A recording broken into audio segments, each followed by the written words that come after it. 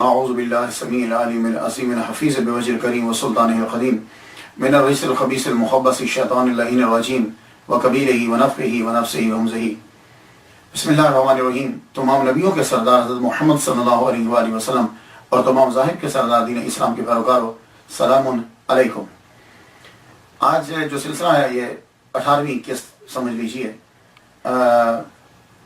ویسے میں یہ مت سمجھیے گا کہ یہ ابھی صرف 18 ولی کامل بیان کیے ہیں میں نے، اس کے اندر بھی بہت سے اولیاء کا تذکرہ جو ہے وہ ہو جاتا ہے۔ اس لیے جب آپ سماعت کر رہے ہوں تو بیچ میں سنتے جائیے گا کہ بہت سے اولیاء کرام میں ان کا ذکر کرتا جاتا ہوں، کیونکہ اگر انڈیپینڈنٹ کروں گا تو پھر تو یہ ہزاروں میں تعداد چلی جائے گی، تو ساتھ ساتھ میں ملاتا جاتا ہوں تاکہ ان کی بارگاہ میں بھی میری حاضری ہو جائے اور آپ بھی سماعت کرتے جایا کریں۔ خواجہ باقی بلا رحمۃ اللہ علیہ کی گفتگو جو ہے وہ میں نے خواجہ بہاؤالدین نقشبند رحمۃ اللہ علیہ کے بعد کیوں کی؟ وجہ یہ ہے کہ سینٹرل ایشیا کے اندر، ماوراء النہر میں، ازبکستان، رشیا کی اسٹیٹس کے اندر نقشبند سلسلے کو جو عروج دیا ہے وہ خواجہ بہاؤالدین نقشبند رحمۃ اللہ علیہ نے دیا۔ تو ہندوستان کے اندر جو فاؤنڈر ہیں، بانی ہیں، کہ جبکہ سلسلہ نقشبندیہ کا کوئی اتنا شہرہ نہیں تھا، تو جنہوں نے عروج دیا، مقام بلندی تک پہنچایا اس سلسلے کو، وہ خواجہ باقی بلا رحمۃ اللہ علیہ ہیں۔ اس لیے میں نے ان کے بعد ان کا تذکرہ جو ہے وہ شروع کیا، اور ویسے بھی ان کے ساتھ سلسلہ روحانی تو ہے۔ سب سے پہلے جب ہم گفتگو شروع کرتے ہیں تو ہم نام جاننا چاہتے ہیں کہ اصل نام کیا ہے۔ بعد میں وہ کسی دوسرے نام سے مشہور ہوئے، تو خواجہ باقی بلا رحمۃ اللہ علیہ کا نام جو ہے وہ کیا ہے؟ اصل نام جو ہے وہ آپ کا رضی الدین محمد باقی خیجی رحمۃ اللہ علیہ، یہ آپ کا اصل نام ہے۔ تو خواجہ باقی بلا رحمۃ اللہ علیہ یہ باقی بلا کے نام سے جو ہے یہ مشہور ہو گئے۔ آپ کے والد گرامی قاضی عبدالسلام خلجی سمرقندی، آپ کابل کے مشہور جج تھے اور صوفی عالم تھے۔ لفظ قاضی سے آپ کو پتہ چل گیا ہوگا کہ خواجہ باقی بلا کوئی عام معمولی خاندان کے فرد نہیں ہے، یہ بات یاد رکھیے، زبردست خاندان کے۔ والد کرام چیف جسٹس ہیں، جج ہیں کابل کے، اور کابل افغانستان کا دارالحکومت ہے اب بھی، تب بھی بڑا مشہور ہوتا تھا کابل، تو وہاں کے آپ چیف جسٹس ہیں۔ خواجہ باقی بلا رحمۃ اللہ علیہ یہ پیدا بھی افغانستان کے، موجودہ افغانستان کے دارالحکومت کابل کے اندر ہوئے، 971 ہجری کے آخر میں پیدا ہوئے، اور وصال آپ کا 1012 ہجری میں ہے۔ تو اگر حساب لگایا جائے تو نتیجہ نکلتا ہے کہ ٹوٹل آپ نے 40 سال جو ہے وہ صرف زندگی گزاری۔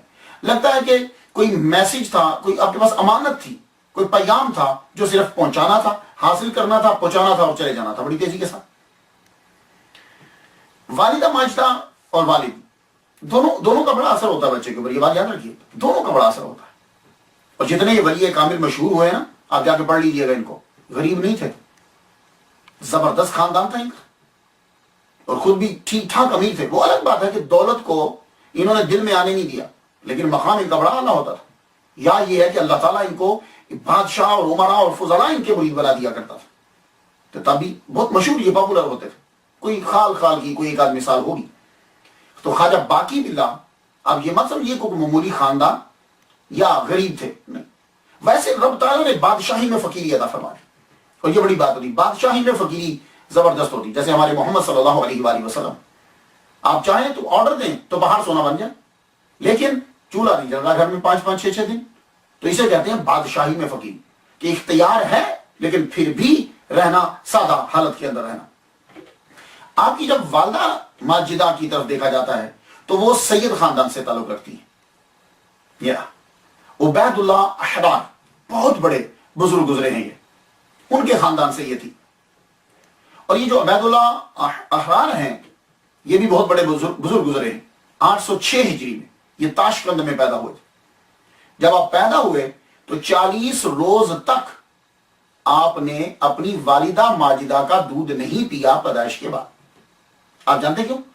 اس لیے کہ وہ جو ولادت کے 40 روز ہوتے ہیں، بچہ پیدا ہونے کے 40 دن بعد جو ہے وہ نماز عورت نہیں پڑھ سکتی، میری بات سمجھیں؟ تو نماز کے لیے طہارت ضروری ہوتی ہے، تو وہ 40 دن تک وہ نماز نہیں پڑھ سکتی۔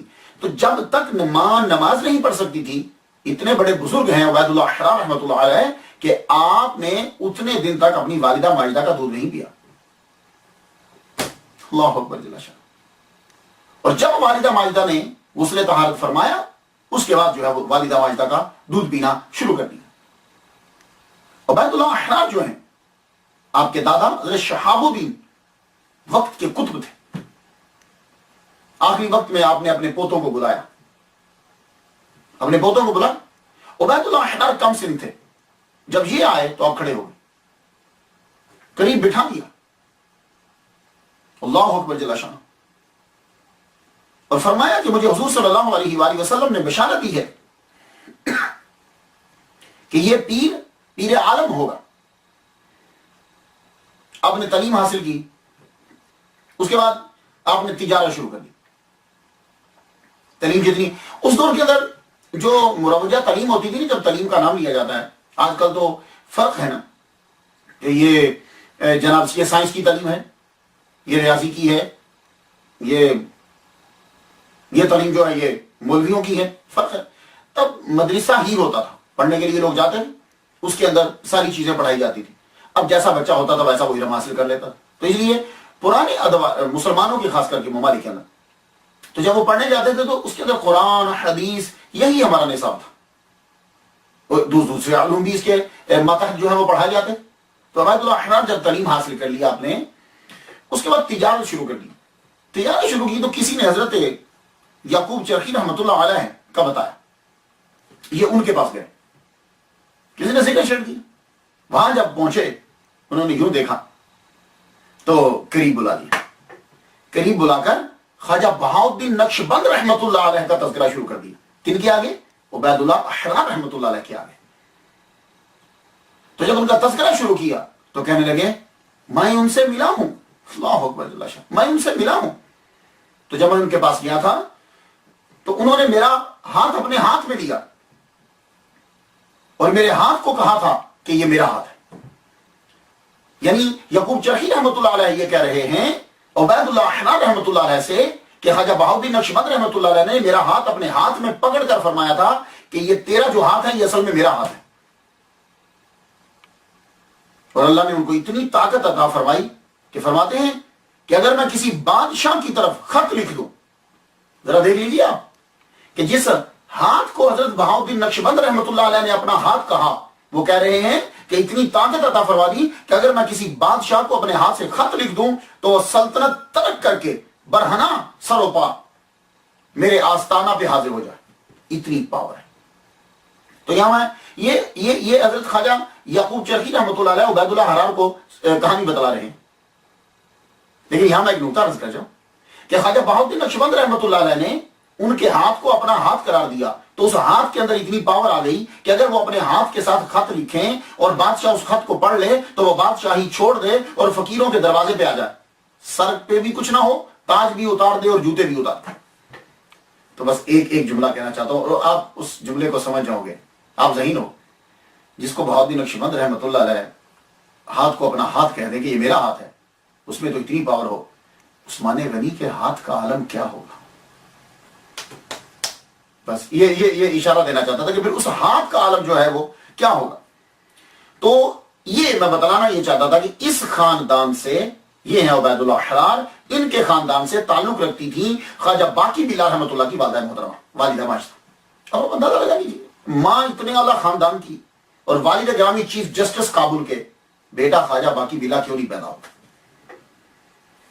5 سال کی عمر میں اصل میں یہ عمر ہوتا ہے، صحیح پروننسیشن عمر ہے، عین کے اوپر پیش، میم کے اوپر بھی پیش، عمر۔ لیکن اب کیا کریں، ہم نے اڈاپٹ کر لیا ہے تیری عمر کیا یہ ایسا بولتے ہیں، لیکن اصل پروننسیشن عمر ہی ہوتا ہے، عمر، یہ بات یاد رکھیے گا، عمر ہوتا ہے۔ تو 5 سال کی عمر میں، جسے انگلش میں ایج کہتے ہیں، 5 سال کی عمر میں خواجہ باقی رحمۃ اللہ علیہ نے خواجہ سعد رحمۃ اللہ علیہ سے قرآن مجید جو ہے وہ سیکھا۔ 8 سال کی عمر میں خواجہ باقی بلا رحمۃ اللہ علیہ نے قرآن مجید حفظ کر لیا۔ اس کے بعد آپ مروجہ پھر وہی مدرسہ، تو ایک ہی تو تعلیم ہوگی، اب پڑھنے لگے قرآن اور حدیث۔ ملا صادق حلوائی رحمۃ اللہ علیہ سے، اب یہ حلوائی وہ مٹھائی والے جو بناتے ہیں انہیں حلوائی کہا جاتا ہے، تو ملا صادق حلوائی رحمۃ اللہ علیہ سے آپ نے دین جو ہے وہ سیکھا۔ تو اس کا مطلب یہ ہوا کہ دیکھیے، اگر آدمی دین سیکھ کر تصوف اپنا لیتا ہے تو پھر ذات پات کوئی شے نہیں ہے، وہ علم انسان کو بلندی پہ لے جاتا ہے. لیکن اگر علم سیکھنے کے بعد تصوف نہیں سیکھا اور آدمی کا ماحول اور ذات جو بھی ہے پیشہ جو تھوڑا سا کم ہے وہ بڑا تنگ کرتا ہے. یہ بات یاد رکھیے. تو اس لیے میں کہا کرتا ہوں جو بھی بچے جب بھی کبھی کسی یونیورسٹی میں یا مدرسے میں میرا لیکچر ہوتا ہے تو میں یہی بچوں سے کہتا ہوں کہ علم پڑھنے کے بعد تصوف ضرور سیکھو. تصوف جو ہے وہ تمہارے اندر خوبیاں پیدا کر دے گا. علم جو ہے یہ کہ حجاب ہے. العلم حجاب اکبر. علم خود بڑا حجاب. اس لیے تو ہم نے دیکھا نا مولویوں کو وہ بیچارہ ڈسٹرب ہو جاتا ہے مولوی کیوں؟ اس کے پاس علم ہوتا ہے تصوف نہیں ہوتا. تصوف سنبھالا دیتا ہے. تو ملا محمد صادق حلوائی رحمۃ اللہ علیہ سے آپ نے قرآن حدیث ان کا علم سیکھا. انہی کے ساتھ ہی پھر آپ اپنے استاد ملا صادق حلوائی رحمۃ اللہ کے ساتھ ہی ماورا النہر سینٹرل ایشیا کی طرف آگے آپ چلے گئے. اس وقت سینٹرل ایشیا جو تھا یہ تصوف کا مرکز تھا. صوفیاء کرام وہیں آتے تھے. آپ نے دیکھا یہ مغل بادشاہ یہ امیر تیمور یہ صوفیاء کا پھل ہے. صوفیاء کی تربیت کا نتیجہ ہے جو اس کے اندر وہ رنگ تھا. تو وہ مرکز تھا یہ صوفیاء کا. یہ بھی اپنے استاد کے ساتھ ساتھ وہاں جب پہنچے تو خواجہ باقی بلا رحمۃ اللہ علیہ کے اندر بچپن ہی سے کال سے زیادہ حال کی طرف طبیعت مائل ہوتی تھی. قرآن پڑھا حدیث پڑھی لیکن زیادہ تر ان کی طبیعت جو ہے وہ مائل ہوتی تھی تصوف کی طرف. تو جب وہاں پہنچے تصوف کے مرکز کے اندر تو سینکڑوں صوفیاء سے ملاقات ہوئی. ان کی صحبت اختیار کی مگر طلب بڑھتی جا رہی ہے. ایسا لگتا ہے جیسے تشنگی باقی ہے, کوئی چیز چاہیے مجھے. ایک روز تصوف کی کتاب پڑھ رہے تھے خواجہ باقی بلا رحمۃ اللہ. کتاب پڑھتے پڑھتے ایک دم سے لائٹ نور کمرے کے اندر لائٹ ہو گئی. اس لائٹ کا کمرے میں آنا تھا کہ کیفیت عجیب ہو گئی. سب کچھ چھوڑ چھاڑ دیا. چھوڑ چھاڑ کر بدخشاں بلخ اس کے جنگلوں صحراؤں میں پھرنے لگے. جو کوئی مجذوب نظر آتا خواجہ باقی بلا اس مجذوب کے پیچھے بھاگنے لگ جاتا. اس کے پیچھے رہے. زیادہ تر آپ نے زندگی مجذوبوں کے پیچھے گزاری. ابتدائی جو زندگی آپ کی مجذوب کے پیچھے بھاگتے. مجذوب جو ہے وہ آگے آگے یہ پیچھے پیچھے. وہ کیچڑ میں گیا یہ بھی پیچھے کیچڑ میں. مجذوب کیچڑ میں یہ بھی کیچڑ میں.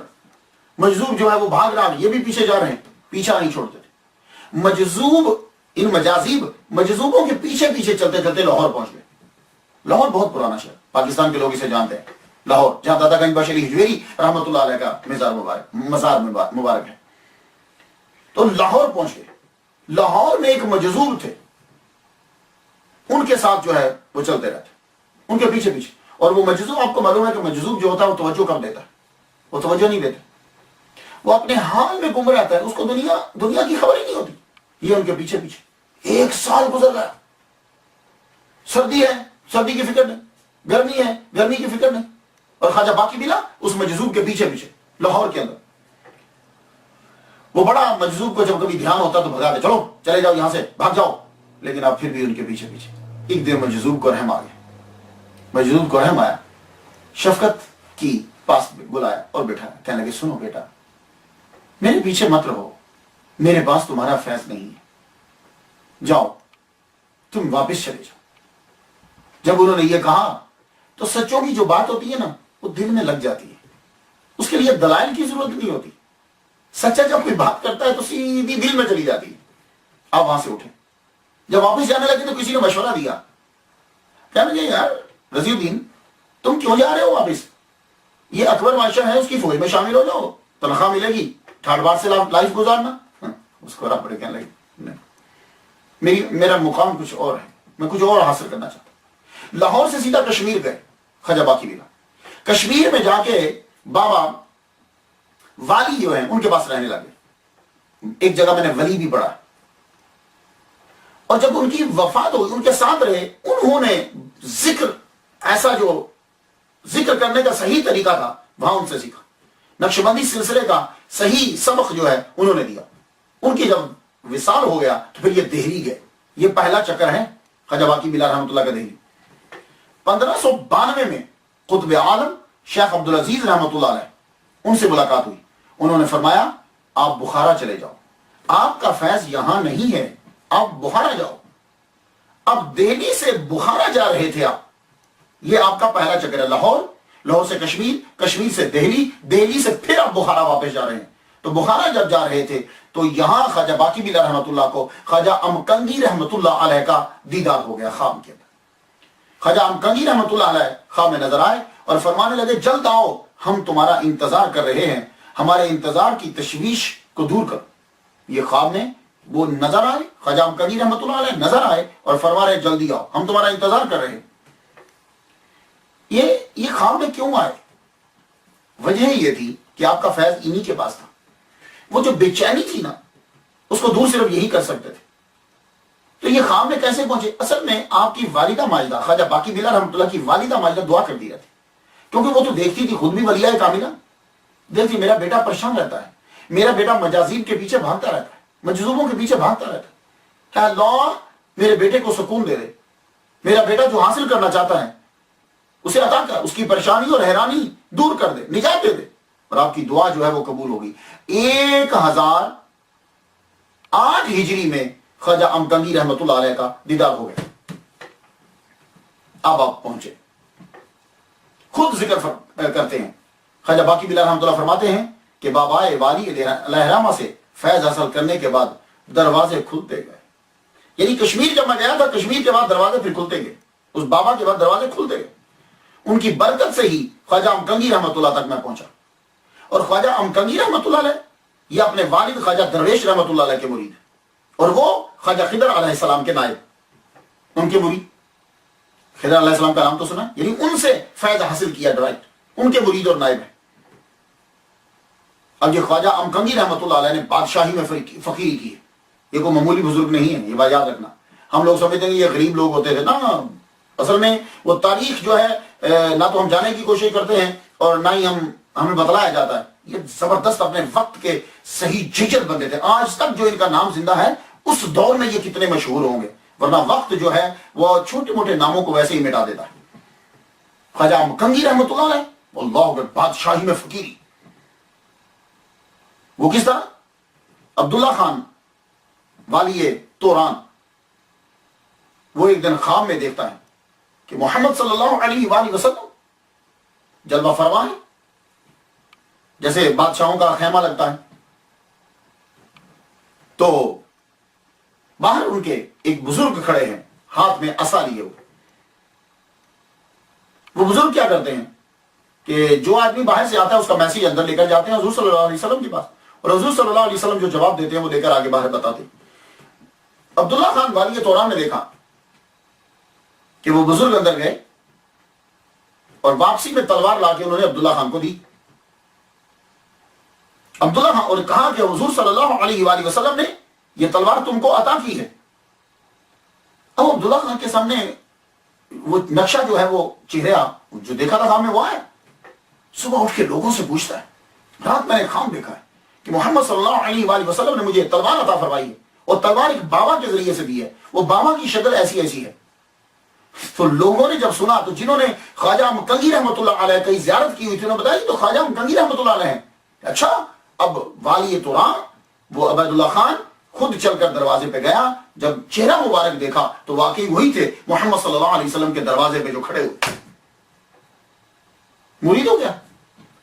اب والی ہے، حکمران ہے، حاکم ہے، لیکن دن میں 2 مرتبہ آپ کے دروازے پہ حاضری دیتا ہے۔ یہ ہے خواجہ امکنگی رحمت اللہ، ان کے مرید ہوئے خواجہ باقی بلا رحمت اللہ۔ مثلا اب اگر میں نام لے کے آگے چلا جاؤں تو آپ کہیں گے پتہ نہیں خواجہ کون تھے، لیکن اب آپ کے ذہن میں بیٹھا کہ خواجہ باقی بلا جن کے مرید ہیں وہ خود بڑے پائے کے ولی کامل اور بڑے بزرگ ہیں۔ تو خواجہ امکنگی رحمت اللہ علیہ کے پاس جب یہ پہنچے، صرف 3 دن خواجہ باقی بلا رحمت اللہ کو رکھا، اور 3 دن کے بعد فرمایا کہ اللہ کی عنایت اور اس سلسلہ نقش بندیہ کی اکابر کی روحانیت کی برکت سے تمہاری تربیت مکمل ہو گئی۔ 3 دن رکھنے کے بعد فرمایا کہ جاؤ، سب کچھ اسی وقت عطا فرما دیا کہ لگے جاؤ ہندوستان چلے جاؤ، ہندوستان جاؤ، وہاں پہ سلسلہ عالیہ تم سے خوب پھیلے گا، اور فرمایا ہندوستان میں ایک شہباز تمہارے ہاتھ لگے گا، یہ پہلے سے بتلا دی۔ تو خواجہ باقی بلا رحمت اللہ علیہ کے پاس بس ایک میسیج، ایک پیغام ہے جو آپ نے پہنچانا ہے۔ وہ جتنا کچھ آپ نے حاصل کیا، پیر نے ڈیوٹی لگا دی کہ شہباز تمہارے ہاتھ لگے گا، جاؤ اب چلے جاؤ. تو ہندوستان کے اندر سلسلہ نقشبندیہ کو پھیلانے کے لیے اب خواجہ باقی بلا رحمۃ اللہ علیہ تشریف لائے. اب یہ دوسری بار ہے آپ کی، اب لاہور تشریف لا رہے ہیں پیر کے کہنے پر. 1 سال لاہور میں قیام کیا. لاہور کتنا زبردست عظیم شہر ہے. میرا تو بچپن وہاں گزرا ہے. جامعہ نعیمیہ پیدائش ہے، پڑھنا سارا کچھ میرا جامعہ نعیمیہ لاہور ہی سے ہے. لاہور اتنا بڑا شہر ہے کہ کئی ولیوں کے قدم جو ہیں وہ اس شہر میں لگے. داتا گنج بخشی جویری رحمۃ اللہ علیہ کے صدقے سے، ان سے پہلے بھی بعد میں بھی. 1 سال تک خواجہ باقی بلا رحمۃ اللہ علیہ نے لاہور میں قیام کیا. شہرت، عمرا، فضلا، علماء ہر ایک آپ کے در پہ آتا ہے.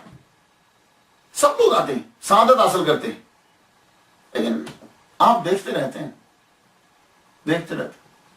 وہ گوہر نہیں مل رہا کہ جس کی تلاش ہے، وہ گوہر نہیں مل رہا جس کی تلاش ہے. لیکن لاہور میں ہر ایک آدمی آپ کا دیوانہ ہے. وہ کیا کسی نے کہا چھ بادہ ایست کیا نشاش جہاں مست است، زمانہ مست، زمین مست، آسماں مست است. ہر ایک آدمی دیوانہ آپ کا. لیکن آپ کسی کی طرف جھک نہیں رہے تو آپ ایک گوہر کی تلاش. 1 سال کے بعد لاہور چھوڑ دی. لاہور چھوڑ کر آپ دہلی تشریف لے گئے. 3 سال کا عرصہ جو ہے وہ آپ نے گزارا ہے. عوام کیا، خواص کیا، سب مشہور ہو گئے. دہلی میں جا کے بھی پھر مشہور ہو گئے. آپ کے دربار میں ہر آدمی حاضری دیتا، حتیٰ کہ استاذ المحدثین جنہوں نے حدیث پہنچائی ہندوستان کے اندر، شاہ عبد الحق محدث دہلوی رحمۃ اللہ علیہ بھی آپ کے دربار میں حاضر ہوتے تھے. خواجہ باقی بلا رحمۃ اللہ علیہ کے در پہ حاضری دیتے. اور ایک مرتبہ آپ نے فرمایا خواجہ باقی بلا رحمۃ اللہ علیہ کے بارے میں کہ یہ اللہ کا بھید اور اس کا نور ہے. اللہ اکبر. یہ جملہ ہی کافی ہے. اللہ کا بھید، خدا کا نور ہے. دہلی میں آپ رکے. اب دہلی میں آپ کے معمولات کیا تھے؟ یہ دیکھیے، یہ جو چیزیں ہوتی ہیں ان کے اندر سے آپ نے اخذ کرنا ہوتا ہے. یہ سٹوری بتلانے، کہانی بتلانے کا اور معمولات اور یہ چیزیں، اس میں سے آپ نے خود اخذ کرنا ہے. اب یہ نہیں ہے کہ میں باپ باندھتا رہوں اور چیزیں، آپ خود اخذ کیجیے. اب ان کے معمولات دہلی میں کیا ہیں، کس طرح زندگی گزار رہے. پہنچے آپ نے 2 شادیاں کی تھی. خواجہ باقی بلا رحمۃ اللہ کی 2 شادیاں اور 2 ہی بیٹے اللہ نے عطا کیے. آپ بہت کم لوگوں سے ملتے. کیوں؟ اس لیے کہ آپ نے جس کو فیض دینا ہے بس اسی کا انتظار ہے آپ کو. وہ ہے مجدد الفسانی، مجدد الفسانی رحمۃ اللہ علیہ. بس انہی کی تلاش ہے. بس مسجد میں آتے، مغرب سے نمازیں مسجد میں پڑھتے، کبھی گھر بھی پڑھ لیتے، لیکن پڑھتے جماعت کے ساتھ. ایک دن خود فرماتے ہیں کہ ہم نے 3 سال کے اندر پیری مریدی نہیں کی، بلکہ ہم تو کھیل کرتے رہے. لیکن اللہ کا بڑا کرم اور احسان ہے کہ ہمارے کھیل اور دکانداری میں گھاٹا نہیں ہوا، کیونکہ ہم کو شیخ احمد مل گئے. یہ جملہ، یہ جو آپ کا مکتوب، یہ جملہ جو ہے کہ یعنی ہم تو پیری مریدی نہیں کی، ہم تو کھیل کرتے رہے بس.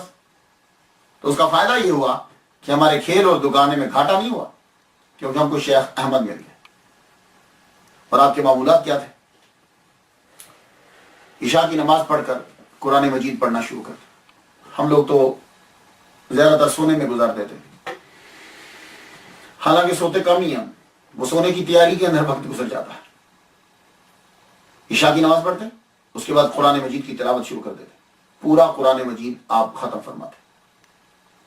اور جب قرآن مجید ختم کر لیتے، اور ایک بات یاد رکھیے گا، حافظ جو ہوتا ہے وہ 10 منٹ میں پارا ختم کر لیتا ہے، بالکل تجوید کے ساتھ پڑھ کے. یہ بات یاد رکھیے. یا جو روز پڑھتا رہتا ہے نا، اس کی سپیڈ اور ہوتی ہے. وہ ہم لوگ اپنے آپ پہ سوچتے ہیں ہم نے کبھی قرآن پڑھا ہی نہیں ہے، ایک لفظ سے دوسرے لفظ تک ہم بڑی دیر لگا دیتے ہیں. تو جب قرآن مجید پڑھ لیتے، تہجد کی نماز ادا کرتے، بعد میں 120 مرتبہ یاسین پڑھتے. اسی کے اندر نماز فجر بھی ہے. پھر اس میں ذات کا ورد ہوتا. 41 مرتبہ سورہ مزمل پڑھتے. اشراق تک، چاشت تک وظائف کا سلسلہ جاری رہتا. اور جب آپ نے چاشت پڑھ لی تو ظہر تک آپ آرام فرماتے. ظہر کے وقت پھر اٹھتے، نماز ادا کرتے. ظہر سے عصر تک نوافل پڑھتے. عصر سے مغرب تک چونکہ نوافل نہیں ہوتے، اب آپ درود شریف پڑھتے. عصر سے مغرب تک، مغرب سے عشاء تک لوگوں کو اور مریدین کو جو سبق دینا ہوتا، جو چند تھے خاص، آپ ان کو وہ سبق دیتے،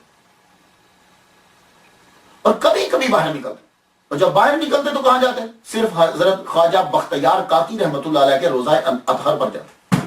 میں یہ پڑھ کر بڑا حیران ہوں، یقین جائیے ناظرین، بہت حیران ہوا میں۔ خواجہ بختیار، یہ بختیار نہیں بخت ہے، بختیار کاکی رحمۃ اللہ علیہ کیا ہے؟ چشتی۔ خواجہ بختیار کاکی رحمۃ اللہ مرید ہیں خواجہ معین الدین اجمیری چشتی رحمۃ اللہ علیہ کے، وہ خود چشتی ہیں، اور خواجہ باقی بلا کیا ہیں؟ یہ نقشبندی ہیں، تو نقشبندی چشتی کی روزہ اطہر پر جاتا ہے۔ اس لیے میں کہتا ہوں مولویوں سے کہ تصوف بڑا ضروری ہے، تصوف محبت سکھاتا ہے۔ یہاں چلیے دوسرے فرقہ تو بڑی دور کی بات ہے کہ ایک فرقے والے دوسرے فرقے والے مولوی سے ملے، یہاں تو یہ حال ہے کہ ایک مسجد کا مولوی دوسرے مسجد کی مولوی کی مخالفت کرتا ہے، ایک مدرسے کا مولوی دوسرے مدرسے کے مولوی کی مخالفت کرتا ہے، یہ تقسیم در تقسیم در تقسیم جائے، اس سے کیا نتیجہ نکلے گا؟ کچھ بھی نہیں، کچھ بھی نہیں نکلے گا۔ جس کو اللہ نے عزت دینی ہے وہ اپنا کام کر کے چلا جائے گا، دوسرا آدمی اس کی مخالفت میں لگا رہے گا اور اپنی نیکی اس کو دیتا رہے گا۔ تو خواجہ باقی بلا رحمۃ اللہ علیہ خواجہ بختیار کاکی رحمۃ اللہ علیہ کی قبر اطہر پر جاتے ہیں۔ اللہ اکبر، یوں آپ نے وقت جو ہے وہ گزارا، یہ آپ کا معمول تھا، دن کا میں نے پورا معمول بتا دیا آپ کو۔ تو لوگوں سے ملنا بہت کم ہے، بہت کم۔ کوئی مرید بننے کے لیے آ بھی جاتا تو اسے ٹال دیتے، کیوں؟ آپ کے پاس ایک میسیج ہے جو کسی خاص آدمی کو دینا ہے، اور خود ہی آپ نے ایک مکتوب میں لکھا ہے، ہم نے بخارا اور سمرقند سے تخم حاصل کیا اور ہندوستان کی بابرکت زمین میں اس کی کاشت کی، اور جو ہی مجدد الف ثانی کی تربیت مکمل ہوئی ہم نے یہ کام چھوڑ دیا اور طالبوں کو ان کے حوالے کر دیا۔ ہمارا سن لیا، وہ تخم لے کر آئے تھے، اس کو آ کے ہندوستان کی زمین میں بو دیا۔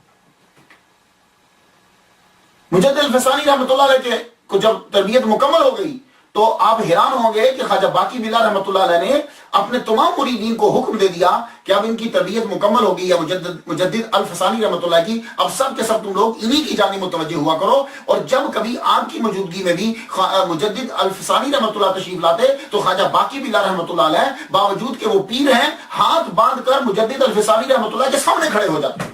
اللہ اکبر جل شانہ۔ دیکھا آپ نے، یہ ہے تصوف، تصوف کے مزے ہی اپنے ہیں، تصوف کے مزے۔ صوفیہ انہیں صوفیہ کہتے ہیں کہ جب دیکھا کہ رب تعالیٰ نے مرید کو درجہ عطا کر دیا تو پیر ہاتھ بند کے سامنے کھڑا ہوا۔ اب خواجہ باقی بلا رحمۃ اللہ علیہ مسلکن حنفی تھے، اکثریت اولیاء کرام کی حنفی ہیں، یہ بات یاد رکھیے، مسلکن۔ ایک مرتبہ نماز پڑھتے ہوئے، امام کے پیچھے نماز پڑھتے ہوئے سورہ فاتحہ انہوں نے پڑھنا شروع کر دی، خواجہ باقی بلا رحمۃ اللہ علیہ، الحمدللہ رب العالمین الرحمن الرحیم مالک لا صلاۃ الا بفاتحۃ الکتاب، حدیث پڑھی ہوگی۔ جب آپ نے پھر کسی وقت گفتگو کروں گا اس کے اوپر، تو جب ان کے پیچھے امام کے پیچھے فاتحہ پڑھنی شروع کر دی تو رات کو حضرت امام اعظم ابو حنیفہ نعمان بن ثابت رحمۃ اللہ علیہ کا دیدار ہو گیا۔ اللہ اکبر، آپ کا دیدار ہوا تو آپ نے اپنی مراتب بیان کی، بیان کرنے کے بعد فرمانے لگے، کہنے لگے شیخ بہت سے بڑے چھوٹے اولیاء جو ہیں وہ میرے مقلد ہیں، میرے فتویٰ پر عمل کرتے ہیں، لہذا اس کا ترک کرنا ہی مناسب ہے۔ یہ جب کہا تو پھر آپ نے وہ چیز چھوڑ دی۔ اب آپ مسلکن حنفی۔ ایک بات یاد رکھیے گا کہ تصوف میں جب آپ لوگ جانا چاہیں، یہ ہمارا سلسلہ جو ہے یہ اس لیے شروع کیا اور ماشاءاللہ اللہ تعالیٰ نے لوگ جو ہے وہ زیادہ سے زیادہ سنتے جا رہے ہیں، آپ بھی اسے آگے پہنچائیے۔ صوفیہ کرام خوراک پہ بہت دھیان دیتے ہیں، سب سے زیادہ خوراک پکانے والے پر اور خوراک کے اوپر، دونوں کے اوپر بڑا دھیان دیتے ہیں۔ کیا ہم لوگ اس بات پہ دھیان دیتے ہیں؟ نہیں نا، نہیں دیتے۔ پکانے والے پہ دھیان نہیں دیتے، ہم کیا چیز پکی ہے اس پہ دھیان نہیں دیتے، لیکن اولیاء کرام کو میں نے دیکھا ہے کہ وہ کھانا پکانے والے پر بھی دھیان دیتے ہیں اور کھانے پر بھی دھیان دیتے ہیں۔ یہ سلسلہ نقشبندیہ کے اکابر کے اندر میں نے خاص طور پر یہ چیز دیکھی۔ اولیاء کرام کیوں دیتے؟ اس لیے کہ کھانے کا اثر عبادت کے اوپر ہوتا ہے، کردار پر پڑتا ہے۔ اور خواجہ باقی بلا رحمۃ اللہ کا کھانا پکانے والا وہ باوضو ہوتا تھا اور باشرہ اور باوضو، کبھی بھی اس نے بے وضو کھانا نہیں پکایا۔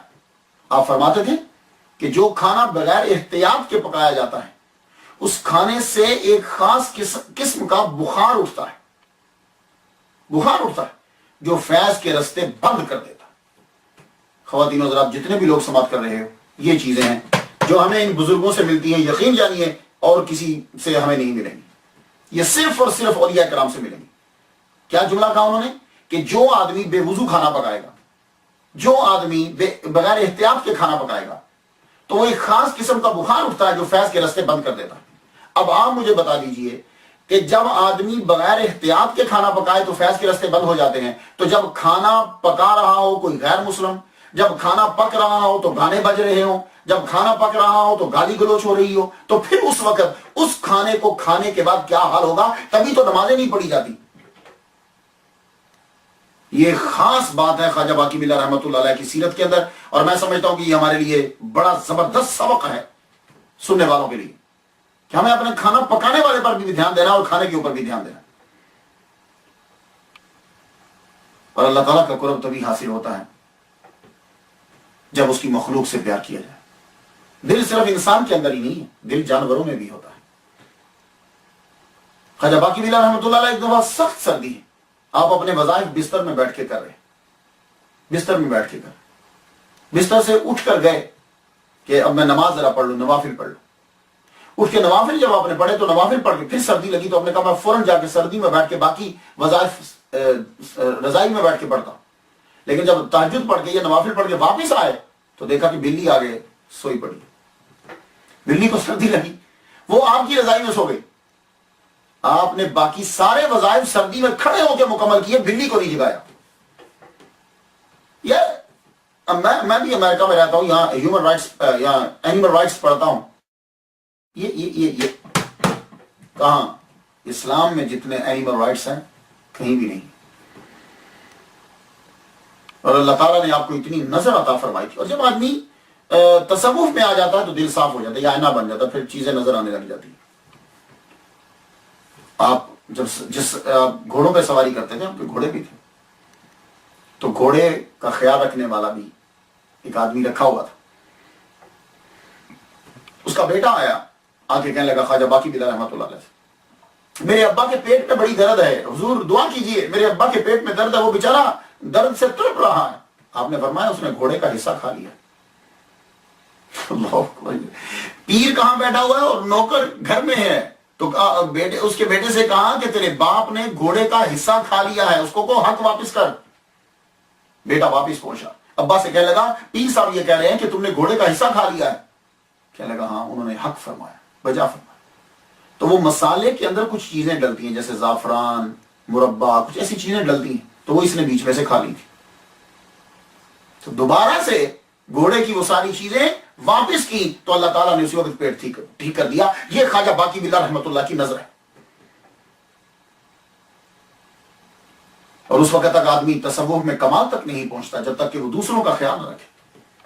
آپ جب لاہور میں تھے تو لاہور میں قحط پڑ گیا، آپ کے پاس آپ تو امیر ٹھیک ٹھاک آدمی، کھانا آپ کے پاس ہے، کھانے لگے تو پتا چلا کہ کئی لوگ بھوکے ہیں، کھانا چھوڑ دیا، فرمان لگے جاؤ بھوکوں میں تقسیم کر دو، یار اچھا نہیں لگتا کہ بیچارے لوگ دوسرے جو ہے وہ فاقوں مر رہے اور میں کھا رہا ہوں۔ اللہ اکبر جل شانہ۔ اور عاجزی و انکساری کا یہ عالم ہے، خدمت خلق جو ہے یہ ولیوں میں ہوتی ہے، یہ بات یاد رکھیے گا۔ اگر ہم کسی دوسرے کا خیال ہی نہ کہ خود چودھری بن کر بیٹھے ہوئے ہیں، دوسروں کا خیال ہے، دین کیا خاک پڑا ہم نے، کیا پڑا؟ رستے میں جا رہے ہیں، کوئی بھی بوڑھا نظر آتا خود گھوڑے سے نیچے اتر جاتے، بوڑھے کو گھوڑے پہ بٹھاتے، جہاں اس نے جانا ہوتا وہاں چھوڑ کے آتے۔ ایک مرتبہ آپ دہلی تشریف لے جا رہے ہیں، رستے میں ایک بزرگ کو دیکھا آپ نے، وہ بیچارے چل نہیں سکتے تھے، خود نیچے اترے، بزرگ کو گھوڑے پہ بٹھایا اور خود پیدل چلنے لگے۔ لیکن جو ہی شہر میں داخل ہونے لگے تو پھر فرمایا بابا جی اب آپ نیچے اتر آؤ، مجھے گھوڑے پہ بیٹھنے دو۔ آپ سمجھے کیوں؟ جب شہر آ گیا تو اب بابا جی کو گھوڑے سے نیچے کیوں اتارا؟ اس کی وجہ یہ ہے کہ اگر ان کو گھوڑے پہ بٹھاتے تو شہر والے خواجہ باقی بلا رحمۃ اللہ کو جانتے ہیں، وہ کہتے واہ کیا پیر ہے کہ خود نیچے چل رہا ہے اور بزرگ کو اوپر بٹھایا ہوا ہے، اس سے شہرت ہوتی۔ تو اس چیز سے بچنے کے لیے کہا बाबा मेरी नेकी जाया ना हो जाए, आप नीचे आ जाओ, मुझे घोड़े पे बैठने दो ताकि लोग जो हैं वो उस जाविये से मुझे देखें ही ना। अल्लाह अकबर जल्ला शाह। कितने माइल पैदल चले ख्वाजा बाकी बिल्ला रहमतुल्लाह अलैह, और जब शहर के करीब आ गए तो बाबा को नीचे उतार दिया, खुद घोड़े के ऊपर बैठ गए ताकि लोगों की नजर में शोहरत का सबब ना बन जाए ये बात। और हम लोग हैं कि अपनी ख्वाबें भी बता रहे होते हैं। ये आजिज़ी और कसम। और आजकल के दौर के अंदर हमारी कोशिश होती है कि दूसरे पीरों की मुखालफत करें, हमारी कोशिश होती है दूसरे मौलवी की मुखालफत करें ताकि लोग उससे छूट जाए। लेकिन ये लोग जो तसव्वुफ में जब आ जाते हैं तो यहां ये दूसरों की तारीफ करते हैं ताकि लोग हमसे हटे। एक आदमी था खुरासानी, वो रोजाना ख्वाजा बख्तियार काकी रहमतुल्लाह अलैह की कब्र अनवर पर जाता था, वही रहता था और दुआ मांगता रहता था, हुजूर अल्लाह से दुआ कीजिए मुझे मुर्शिद मिल जाए, मुझे मुर्शिद मिल जाए, मुझे मुर्शिद मिल जाए, मुझे मुर्शिद मिल जाए, मुझे मुर्शिद मिल जाए। और जिस रोज ख्वाजा बाकी बिल्ला रहमतुल्लाह अलैह दिल्ली में तशरीफ लाए, उसी रोज ख्वाजा बख्तियार काकी रहमतुल्लाह अलैह उसकी ख्वाब में आए और आपने फरमाया जाओ दिल्ली में सिलसिला नक्शबंदिया का एक पीर आ गया है, वो तेरी रहनुमाई करेगा, ये उसकी निशानी है। लो चिश्ती नक्शबंदी के पास भेज रहा है। इसीलिए मैं कहता हूं कि तसव्वुफ अपनाना, मदरसा से निकलने से पहले तसव्वुफ की क्लासे लेना मौलवी के लिए जरूरी है, वरना ये मौलवी के लिए वो इल्म पड़ा हुआ इसलिए खुद नुकसानदेह हो जाए। तो ख्वाजा बख्तियार काकी चिश्ती होकर भेज रहे हैं कि जाओ सिलसिला नक्शबंदिया के पीर आ रहे हैं, तुम उनके पास जाओ। हालांकि टोटली अपोजिट है। अगर आप सिलसिला नक्शबंदिया की चीजें पढ़ें और सिलसिला चिश्तिया की पढ़ें, दोनों अपोजिट हैं, टोटल अपोजिट। लेकिन रास्ता तो एक है ना, मंजिल तो एक है। रास्ते मुख्तलिफ हो तो क्या हुआ, मंजिल तो एक ही है। तो वहां भेजा। अब वो साहिब जो आपकी कब्र अनवर पर वहां बैठते थे, वो आए, ख्वाजा बाकी बिल्ला रहमतुल्लाह को देखा तो निशानी तो वही थी। कहने लगे हुजूर मुझे ख्वाजा बख्तियार काकी रहमतुल्लाह के रोजा अतहर से कब्र अनवर से इशारा मिला है कि मैं आपका मुरीद हो जाऊं, उन्होंने आपके बारे में मुझे बतलाया है। आपने फरमाया ओ नहीं नहीं नहीं नहीं नहीं नहीं नहीं, तुम्हें समझने में गलती हो गई। देखो मेरे बारे में नहीं कहा, जाओ तुम, वो कोई और हैं। उन्होंने भी समझा कि शायद इतने बड़े आदमी ये कह रहे हैं तो हो सकता है कोई और हो। वो वापिस गए, फिर जाके अर्ज की तो अंदर से दूसरी मर्तबा फिर ख्वाब में इशारा हुआ। आप फरमाने लगे जिनके पास तू गया था वो वही है, वही है जिनके पास मैं तुम्हें भेज रहा हूं। अब जब दूसरी बार आए, अब उन्होंने फिर टालना चाहा तो ये वहीं रुक गए। नहीं बाबा अब तो तेरे दर से मैं नहीं जाऊंगा, चाहे धुतकार दे जो मर्जी कर। तो जब आपने उसकी इस्तिकामत को देखा तो ख्वाजा बाकी बिल्ला रहमतुल्लाह अलैह ने फैज जो है वो उसे दे दी। अल्लाह अकबर जल्ला शाह, रहम आ गया उस पर और फैज अता कर। ख्वाजा बाकी बिल्ला रहमतुल्लाह अलैह का बातिन जो था ये मिसले आईना था। जब कहीं जाते, नमाज पढ़ने के लिए खड़े होते तो आपकी कोशिश होती कि आपके दाएं और बाएं मशाइख खड़े हों, यानी जो आपके खुलाफा में से हैं, हाई रैंक है जिनका, वो खड़े हों दाएं और बाएं। ये खास एहतमाम किया जाता। क्यों ख्वाजा बाकी बिल्ला ऐसा क्यों करते थे? बाज़ औक़ात तो ऐसा होता था कि आप मस्जिद में नमाज पढ़ना तर्क कर दिया आपने। क्यों? इसलिए कि दाएं और बाएं खड़े हुए आदमी जो चीज वो नमाज में सोचता था वो आपके दिल पर उसी वक्त जाहिर हो जाती थी और आपकी तबीयत बेचैन हो जाती, क्योंकि ये जरूरी तो नहीं कि नमाज के अंदर आदमी अच्छी चीजें सोच रहा है। एक मरतबा तो क्या हुआ कि नमाज पढ़ते हुए जिस इमाम के पीछे नमाज पढ़ रहे थे एकदम से भाग गए। नमाज जब मुकम्मल हुई आपके सीने से अजीब आवाज निकलने लगी, नमाज मुकम्मल हुई तो भाग गया, लेकिन आपने किसी को बताया नहीं। तो वो जो आदमी सोचता था वो एकदम से आपके दिल के ऊपर जो है वो वारिद हो जाता था। इतना साफ दिल था आपका। एक मरतबा आप नमाज पढ़ रहे हैं, एक साहब बड़ी दूर से आए, वो भी नमाज पढ़ने लगे। उनको सर्दी बड़ी शदीद लग रही थी, तो नमाज के अंदर ही ख्याल आ गया कि काश के ख्वाजा बाकी बिल्ला जो है वो मुझे रजाई दे देना तो बड़ा अच्छा है। आपने नमाज पढ़ी और नमाज सलाम जब आपने फेरा तो सलाम फेरने के बाद ख्वाजा बाकी बिल्ला रहमतुल्लाह अलैह कहने लगे इसको जल्दी से लिहाफ ला के दे दो, रजाई ला के दो, लिहाफ दो, सर्दी लग रही इसे। वो दरवेश कहने लगा फिर उसके बाद मैं इतना मोहतात रहा और दूर दूर रहूं कि शायद मेरे ज़हन में कोई ऐसी बात हो जाए फौरन से इन पे वाज़िह हो जाएगी। नक्शबंदी सिलसिले का एक खास बात जो है वो उनका जिक्र का तरीका है, जो उनका तुर्राह इम्तियाज है वो उनका जिक्र का तरीका। और इसको खुद ख्वाजा बाकी बिल्ला रहमतुल्लाह ने यूं बयान किया, कहने लगे हमारे जिक्र से जज्ब पैदा होता है और जज्ब की मदद से तमाम मुकामात आराम और इस्तिकामत के साथ तय हो जाते हैं। ये इस जुमले पे ध्यान देना है सामीन आपने। सिलसिला नक्शबंदिया से अगर आपका लगाव है, سلسلہ نقشبندیہ میں کیا، پھر سن لیجیے کیا فرماتے ہیں کہ ہمارے ذکر سے جذب پیدا ہوتا ہے، کہ ہمارا جو طریقہ ذکر ہے نا اس سے جذب پیدا ہوتا ہے، اور جذب جو ہے، جذب کی مدد سے تمام مقامات آرام اور استقامت سے طے ہو جاتے ہیں۔ آپ کی نظروں میں بڑا اثر تھا خواجہ باقی بلّہ رحمۃ اللہ، جس کی طرف دیکھتے تھے قلب جاری ہو جاتا، یوں نظر ڈالتے تھے بندہ تڑپنے لگ جاتا۔ اس کی مثال اگر آپ نے دیکھنی ہو تو آج کل سیفی ہیں، سیفی وہ وائٹ پگڑی پہنتے ہیں، ان کے جو پیر ہیں سیف الرحمان صاحب، شیخ الحدیث و تفسیر، جج بھی رہے ہیں وہ۔ میں بڑی پرانی بات ہے کہ پشاور میں تقریر کرنے کے لیے جب گیا تو غلام مرتضیٰ صاحب میرے ساتھ تھے، وہ بھی سیفی تھے۔ مجھے کہنے لگے سیف الرحمان تب وہ زندہ تھے، بڑی پرانی بات ہے یہ، میں کوئی 20 سال قبل کی شاید بات کر رہا ہوں گا، یا 20 سال قبل کی بات۔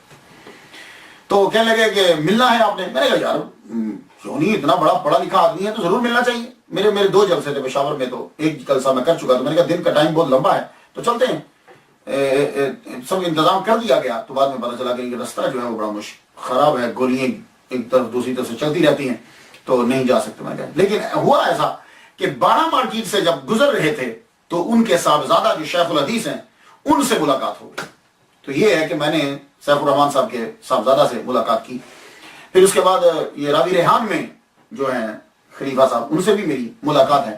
ان کے ہاں جو ہے ایک سلسلہ وہی ہے، ان کے وہ بھی جو سیف الرحمان صاحب تھے وہ بھی یوں دیکھتے تھے جب بندے کو تو اس کا قلب ایک دم جاری ہو جاتا تھا۔ تو کچھ لوگ تو اس کو مذاق سمجھتے ہیں، یہ قلب کو جاری کرنا اور یہ چیزیں، تو میں بھی کہتا تھا یار یہ کیا ہوتا ہے، دیکھتا تو رہتا تھا میں۔ میرے ایک دوست ہیں انور تتلا صاحب، انور جٹ صاحب، اور ایک ساجد ہیرا صاحب، دونوں نیو یارک میں رہتے ہیں، یہ دونوں سیفی ہیں۔ تو میں جب امریکہ آیا تو میں ان کے گھر میں آیا تھا، اور یہ یہاں خانقاہی سلسلہ ان کے گھر کے اندر، میں نے ایک دن بیٹھے ہوئے محفل میں پوچھ لی، دیوار ان کے گھر کی ٹوٹی ہوئی نیو یارک کے اندر۔ میں نے کہا یار تتلا صاحب، انور صاحب، سچ بتانا، یہ جو تم ذکر کرتے ہو، یہ تم جو دیوار ٹوٹ گئی ہے، سچ بتانا، تمہیں میرے دوست کو جھوٹ بولنے کی ضرورت نہیں، مجھے سچ بتا، یہ واقعی ایسا ہوتا ہے؟ کہنے لگا شاہ صاحب قسم خدا کی، پہلے دن جب میں نے ذکر لیا تھا، پہلے دن جب میں نے اس میں ذات جو ہے وہ پڑھنے کی اجازت لی، اور میں بھی اسی طرح مذاق اڑاتا تھا، لیکن جب میں وہ پیر صاحب کے سامنے بیٹھا تو انہوں نے توجہ جب ڈالی تو ایسا تھا جیسے میرے اندر سے کچھ باہر آ رہا ہے، اتنا تھرو اپ، یعنی وامٹنگ جو اتنی ہوئی، جو گم تھا سب باہر نکل گیا، اور میرا قلب جاری ہو گیا، میرا دل کرے کہ میں چھلانگ لگا دوں۔ یہ میں انور صاحب کی بات آپ کو سنا رہا ہوں، ابھی بھی وہ نیو یارک میں ہے، زندہ ہے۔ تو میں نے تو جو سنا تھا وہ میں نے آپ کو بتا دی۔ تو خواجہ باقی بلّہ رحمۃ اللہ علیہ جو ہے توجہ کرتے تھے، توجہ کرتے، اور عجیب جو ہے وہ حال ان کا ہو جاتا۔ خواجہ برہان الدین ہندی رحمۃ اللہ علیہ، جب آپ خواجہ باقی بلّہ کا اثر آپ کے اوپر ہوا تو زمین سے 2 گز اوپر اچھلتے تھے، اور اپنے آپ کو دیواروں اور درختوں کے ساتھ دے مارتے، لوگ پکڑتے مگر پکڑے نہیں جاتے تھے۔ یہ خواجہ باقی بلّہ، یہ نقشبندیوں کے اندر یہ چیز ہے۔ میں اس لیے آپ کو بتانا چاہتا ہوں کہ کچھ لوگ یہ سمجھتے ہیں کہ یہ سیفیوں نے کوئی بجلی کو ٹرک بازی چلائی، نہیں، یہ ان کے پیچھے سے سلسلہ ہی ایسا چلا رہا۔ تو پھر سن لیجیے، خواجہ برہان الدین ہندی 2 گز زمین کے اوپر اچھلتے جب خواجہ باقی بلّہ رحمۃ اللہ نے اثر ڈالا، 2 گز، اور خود کو درختوں اور دیواروں کے ساتھ مارتے تھے، لوگ پکڑتے اور پکڑے نہیں جاتے تھے۔ اللہ اکبر جل شانہ۔ تو ایک سبق جو ہے وہ آپ کا خواجہ باقی بلّہ رحمۃ اللہ کا، اکثر آپ نے دیکھا ہوگا کشف قبور جو ہے، یہ لوگ اس قبر کے اندر یہ بندہ ہے، اس قبر میں یہ ہو رہا ہے، یا قبر والے کی وہ بات بتا دیتے ہیں کہ قبر والا یہ کہہ رہا ہے، یہ اندر دیکھ کر باہر والے کو بتا دیتے ہیں۔ تو کشف قبور کے بارے میں خواجہ باقی بلّہ رحمۃ اللہ علیہ فرماتے ہیں کہ اصل میں وہ ساری گفتگو کا خلاصہ آپ کو بتا دوں، اصل میں ان کے کہنے کا مطلب یہ ہے کہ تم لوگ اپنے آپ کو اللہ کے ساتھ حاضر کیوں نہیں کرتے؟ تم ادھر قرب حاصل کرو، ادھر نیچے کیا کر رہے ہو تم؟ بعض اوقات جو ہے یہ جو سوریہ کشف ہوتا ہے اس میں لغزش بھی ہو جاتی ہے، تو اس کے ساتھ اپنا تعلق مضبوط کرو تاکہ ہر چیز جو ہے وہ قطعی طور پر تم پر واضح ہو جائے۔ خواجہ باقی بلّہ جو ہے، یہ اگر ان کی گفتگو کے اندر فنا اور بقا کا تذکرہ نہ ہو تو یہ باقی بلّہ کی سمجھ نہیں آ سکتی۔ اور اگر فنا بقا سمجھ گئے تو باقی بھی اللہ کی سمجھ آ جائے گی. اور ان کی تذکرے کے اندر اس باقی یہ فنا اور بقا کا ذکر کرنا بہت ضروری ہے. یہ فنا اور بقا دو اصطلاحات ہیں تصوف کی. مزید پڑھنا چاہیں تو آپ مولانا عبد الرحمن جامی رسالہ کشیریہ کو بھی پڑھ لیجیے, مولانا عبد الرحمن جامی رحمۃ اللہ کو پڑھ لیجیے. اس کے علاوہ بھی اور بہت سارے کتب ہیں, اس کے آپ پڑھیے. فنا اور بقا یہ دو جو ہیں اصطلاحات ہیں. ویسے عام لفظ فنا, فنا ہو گیا جی, یہ آپ نے سنا فنا ہو گیا, مطلب کیا ہے؟ تباہ ہو گیا. مطلب کیا ہے؟ اس کا وجود ختم ہو گیا. تو ایک عام معنی یہ فنا کا کہ ختم ہو گیا. بقا کیا ہے؟ باقی ہے. وہ جی وہ ابھی تک باقی ہے, یعنی اس کا وجود ہے, ظاہر ہے, بقا ہے. یہ عام لفظ ہے. لیکن تصوف میں فنا ہونے میں وجود تو رہتا ہے, احساس نہیں رہتا. ایک تو فنا ہے کہ جی مکان فنا ہو گیا, چیز فنا ہوگی یعنی ختم ہوگی, وجود ہی ختم ہو جاتا. لیکن جب تصوف میں کہیں گے فنا تو وجود تو رہتا ہے, احساس نہیں رہتا. بس اسی کا احساس رہتا ہے جس کا وجود نہیں ہے, جو واجب الوجود ہے. حتیٰ کہ ارد گرد کے جتنے وجود ہیں وہ بھی وہ محسوس نہیں کرتا. جب صوفی فنا کے منازل طے کر رہا ہوتا ہے نا, تو سب سے پہلے کون سی چیزیں جو ہیں وہ جن کے وجود کا احساس ختم ہوتا ہے؟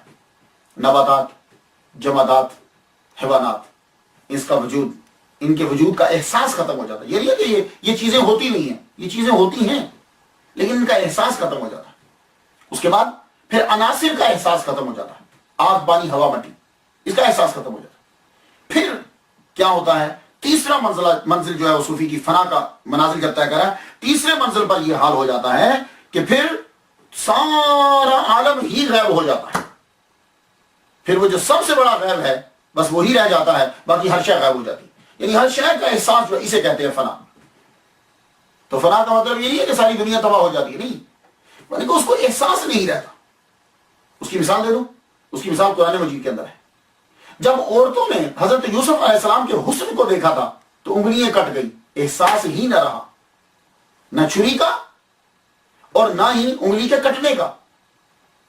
وقتان عیدیہ ہونا, اور عورت جو ہے وہ بڑی کمزور ہوتی ہے, اس کو ذرا کانٹا چبھ جائے نا تو مرد کی بنسبت تکلیف کا احساس اسے زیادہ ہوتا ہے. لیکن اللہ تعالیٰ کا ایک معجزہ سامنے آیا تو اس کو احساس ہی ختم ہو گیا. تو بس یہی چیز ہے فنا. اگر سمجھ آ گئی ہے تو ٹھیک ہے, نہیں تو پھر کبھی آ جائے گی. تو فنا یہ ہے کہ وجود تو چیزوں کا رہتا ہے, احساس ختم ہو جاتا ہے صوفی کو. صوفی کو احساس نہیں رہتا. اس کی ایک اور مثال, حضور صلی اللہ علیہ وسلم کا دروازہ کھٹکھٹایا گیا. کون؟ عائشہ. کون عائشہ؟ ابو بکر صدیق کی بیٹی. کون ابو بکر صدیق؟ یہ کیا ہے کہ چیزوں کا وجود ہے لیکن اس گھڑی اس مقام پر ہے کہ احساس جو ہے وہ ختم ہو جاتا ہے. اسے کہتے ہیں فنا. اور صوفی جب فنا کے اعلیٰ مقام پر ہوتا ہے تو اسے کائنات میں کسی مخلوق کا احساس نہیں پھر ہوتا. فنا میں ایک اور چیز ہے, ایک بات اور, فنا کا ایک اور کہ جو فنا کے منازل صوفی طے کر رہا ہے نا, وہ ساری برائیوں کو فنا کر دیتا ہے. جتنی حسی ہیں, عقلی ہیں, ظاہری ہیں, باطنی ہیں, جتنی قسم کی برائی ہیں نا وہ اس کو فنا کر دے گا, یعنی ختم کر دے گا. پھر وہ بقا ہو جاتی ہے اچھائیوں کے ساتھ. تو فنا کے بعد مقام ہے بقا کا. تو بقا جو ہے یہ فنا سے اعلیٰ مقام رکھتا ہے. یہ میں اصطلاحات کی تشریح کر رہا ہوں, سمجھ میں آ جائے تو فابہا, لیکن میں نے سمجھا کہ باقی بلا کی سمجھ تبھی آئے گی جب یہ فنا اور بقا کی سمجھ آ جائے گی. فنا کا معنی تو فنا سے افضل ہے بقا. فنا چھوڑنا ہے, فنا کا معنی چھوڑ دینا, اور بقا کا معنی کہ جس کے لیے چھوڑا ہے اس کا قرب حاصل ہو جانا, اسے کہتے ہیں بقا. فنا کے بعد بقا ہے. جب صوفی جہالت اس سے فنا ہو جائے گی تو پھر بقا ہوگی اس کی علم کے ساتھ. یہ ایک مثال دیتا کہ صوفی ہے, جہالت فنا کر دی اس نے, تو پھر اب وہ باقی کس کے ساتھ رہے گا؟ علم کے ساتھ. جب جہالت نہیں ہے تو باقی کس کے ساتھ رہے گا؟ علم کے ساتھ. جب ظلمت ختم ہو گئی تو اب باقی کس کے ساتھ رہے گا؟ نور کے ساتھ. جب خواہشات فنا ہو گئی تو اب وہ باقی کس کے ساتھ رہے گا؟ رضا, اللہ کی رضا کے ساتھ. تو جب وہ سب فنا کر دیتا ہے, سب کچھ, پھر وہ باقی بھی لا ہو جاتا ہے. اب آپ سمجھیں, تو فنا اور بقا, تو بقا افضل ہے فنا سے. آپ کا ایک خاص نقطہ اور ہے خواجہ باقی باللہ رحمۃ اللہ کا، ولایت اور ولایت. تو نقش بندیوں کے اندر ولایت جو ہے اس پہ زور دیا جاتا ہے، ولایت پہ زور نہیں دیا جاتا. یہ اکثر نا یہ ولایت ولایت ولایت، کوئی بادشاہ ہے کوئی شاہ. نقش بندیوں کے اندر ولایت پہ غور کیا جاتا ہے اور توجہ دی جاتی ہے، ولایت پہ نہیں. ولایت کیا ہے؟ ولایت جو ہے نقش بندیوں کے کی ٹرمینالوجی کے اندر ولایت اس قرب کو کہتے ہیں جو بندہ کو اللہ کے ساتھ ہے، اسے کہتے ہیں ولایت. اور ولایت کسے کہتے ہیں؟ اس کمال کو کہتے ہیں کہ جس کی وجہ سے وہ بندوں میں مشہور ہوتا ہے، اسے ولایت کہتے ہیں. تو خواجہ باقی باللہ رحمۃ اللہ علیہ فرماتے ہیں کہ نقش بندیہ کے مشائخ ہمیشہ ولایت کو پسند کرتے ہیں، یعنی قرب خدا بندی کو. وہ بھاگتے ہیں دور کرامتوں سے. خواجہ باقی باللہ رحمۃ اللہ علیہ نے توحید پر خالص توجہ دی. ولی صوفی بن نہیں سکتا، ولی بن نہیں سکتا جب تک اس کے اندر توحید نہیں ہوگی. اور خالص توحید صوفیوں کے اندر ہوتی ہے، خالص توحید ہوتی ہے. یہی وجہ ہے وہ کسی دوسرے صوفی کی مخالفت نہیں کرتے، کیونکہ ان کا اللہ پہ بھروسہ ہوتا ہے. آپ نے فرمایا خواجہ باقی باللہ رحمۃ اللہ علیہ توحید کا علم سیکھنا بہت ضروری ہے. یہ بات یاد رکھیے، توحید کا علم سیکھنا بہت ضروری ہے. اور توحید ہے کیا؟ کہتے ہیں ہر فعل میں اور ہر قدرت میں خود کو اللہ کے سامنے بے بس سمجھنا. ہر فعل میں اور ہر قدرت میں یہ سمجھنا کہ میں اللہ کے سامنے بالکل بے بس ہوں، اس کا نام توحید ہے. فعال لما یرید، اللہ جو چاہتا ہے وہ کرتا ہے. اب جو دنیا میں آیا ہے اس کا میسج تھا، خواجہ باقی باللہ رحمۃ اللہ کا ایک مشن تھا. وہ فیض آپ نے حضرت مجدد الفسانی رحمۃ اللہ کو دے دی. جس طرح خود لیا تھا اسی طرح ان کو دے دی. 3 دن پاس ٹھہرایا، 3 دن ٹھہرانے کے بعد فیض دے. اور پھر سارے مریدوں کو کہہ دیا کہ اب تم ان سے جب بھی آئیں میری اب تمہیں ضرورت نہیں ہے. 40 سال آپ کی عمر ہو گئی، عمر مبارک 40 سال ہو. 40 جب ہوئی تو ایک دن اپنی زوجہ محترمہ سے یہ کہنے لگے مجھے لگتا ہے کہ میرا وقت آ گیا. جس کی بھی وفات کی خبر سنتے تو کہتے ہیں اچھا ہوا چھوٹ گیا.